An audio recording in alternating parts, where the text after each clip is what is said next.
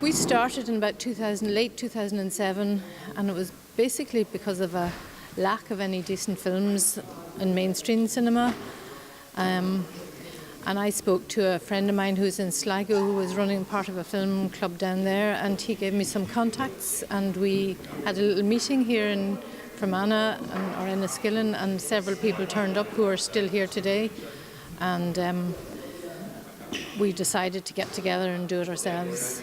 Part of running a community film society is making sure that you've got a selection of films that get enough people interested to come. Because it was Cinema Day celebrating 120 years of film in Northern Ireland, we decided to try and in some way or other link that in with the history of the cinema.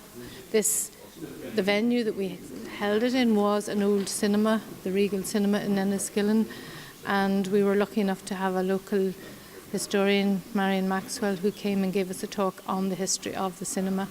We then followed that by a screening of The Survivalist by writer and film director Stephen Finkelton, who also went to school here in Enniskillen, so that was a nice local kind of connection. Cinema is an opportunity to look at different aspects of life and think about different aspects of life. It's coming together, I think, is important too, rather than watching something on your own. Then you can speak to other people about it afterwards, you experience what you got from the film, or There's very little of the kind of more art house and interesting, if you like, films, the better films, I would sometimes even say, don't get enough exposure. And it is really with small film clubs and people who love film, that's how they get their exposure, and that's how we, as the film lovers, get to see good films.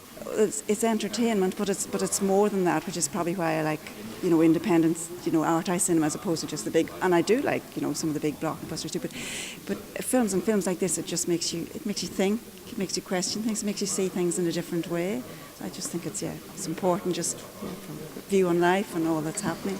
It's the magic of sitting in a space with other like-minded people, usually. And just that magic moment when you just get catapulted into a world of fantasy, away from everything.